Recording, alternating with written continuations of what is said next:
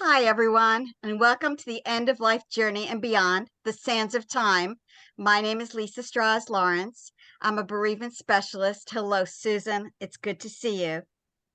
Hello, Lisa. Thank you. My name is Susan Capurso. I'm an end-of-life doula, but more importantly lately, a legacy specialist. And I've been doing a lot of work regarding leaving your legacy.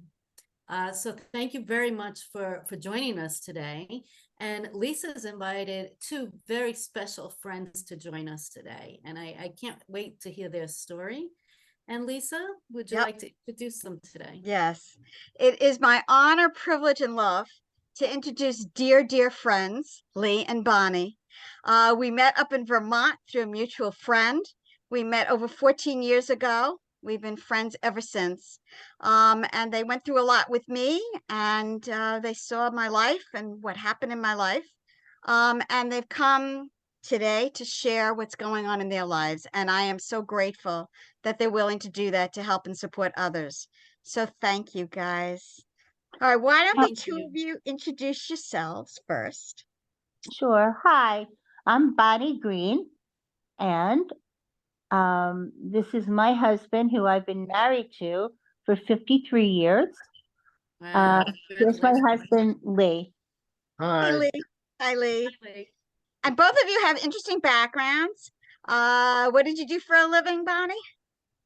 I'm a social worker. I work with developmentally disabled children and adults, and I also do some therapy, also small amount, not a lot.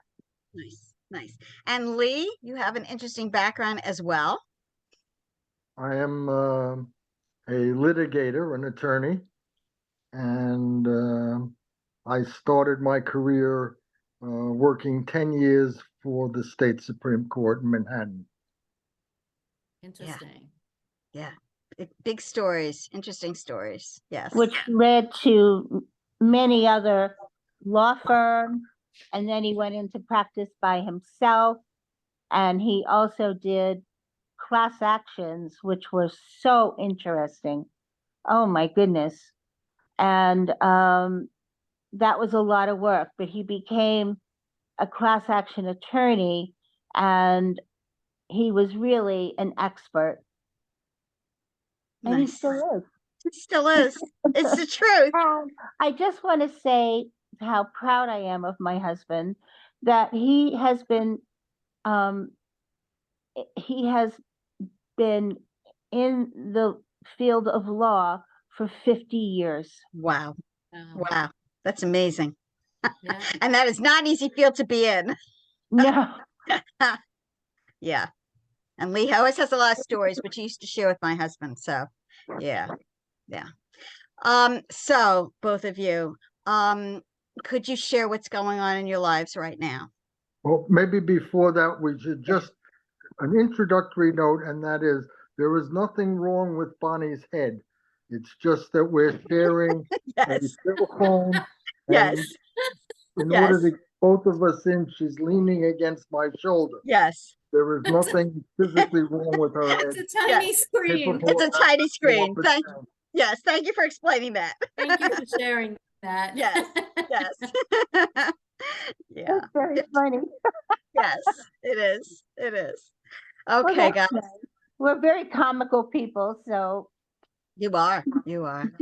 Okay, guys, you want to share what's going on now in your lives at this point? Sure. Oh no, what is that? Just don't worry about it. No, what happened? Nothing okay. happened. Well, I think can I start or? Okay, whatever. Okay. All right. We went away in July, and we were traveling towards Florida. We were going to go to Florida and look at places to move to, and we were thinking about selling our house and doing all of those wonderful things. And coming home, my husband didn't feel well. And I have to say, he is not a complainer. He is the type of person that can just do everything, and nothing bothers him. He's always smiling, always happy, never complains. And that's what's so great about him. And then he started saying, I really don't feel good, and my back is killing me. And it was just really awful. So we got home safe and sound. And the next day we went to urgent care. Urgent care then took x-rays, and they said that he had pneumonia. And we sat with that for 2 weeks. And then we went to, did we go to another doctor? No, we didn't exactly sit with it. They gave me medication. I took the medication, and in about 2 or 3 weeks, the pneumonia went away. The problem was that the backaches did not. So we decided to go to a pulmonologist, and he sent me for a CAT scan, and then he sent me for a PET scan like the same day. And I said, no, you have to make an appointment. You need 2 weeks. He said, if they won't take you right away, tell them to call me and they'll take you right away. So I thought it was, you know. Do you remember his name? No, I don't remember it. I'll think of it in a second. Will you? Okay. And ultimately, I went back. They gave me a PET scan right away. And then about a week after that, we were quite nervous about the PET scan, because we've had friends like you, Lisa, and other friends who have had PET scans, and we know what they were for. So we weren't too happy about that. And then the PET scan came back that Lee had lung cancer. So the pulmonologist told you that? Yes. Well, what they do is I took it through the NYU Langone Cancer Center, and they have what they call my chart. And as soon as the report is given, they load it into my chart, which for me is unique, and I have access to it and no one else. And so I think we got it back on a Saturday. And my husband was so sweet. He didn't want to tell me that night because he wanted me to get a good night's sleep. So he waited, because unfortunately, in his my chart, it showed he had cancer. Wow. Well, it didn't show. It said your symptoms are consistent with lung cancer, which means you have lung cancer. Okay. I didn't share it with Bonnie that night. I figured she'll go to sleep. She'll get a good night's sleep, and we can talk about lung cancer in the morning. So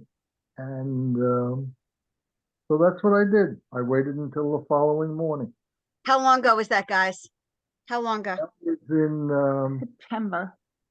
either September. late August or early September. Right. And then we called my daughter, and she came over, and we told her. And she is a person who, my daughter's name is Sarah, and she's a person who gets things done. If you need for her to get things done for you, she's the person. She's great at this. So she calls her cousin, who has a friend who actually, honey, you describe it, honey. I don't have all the facts. She called her cousin. Her cousin had a business which What happened? That's all right. You're good. You're good. You're good. Her cousin had a business which he sold for an incredible amount of money. And then what happened was the cousin.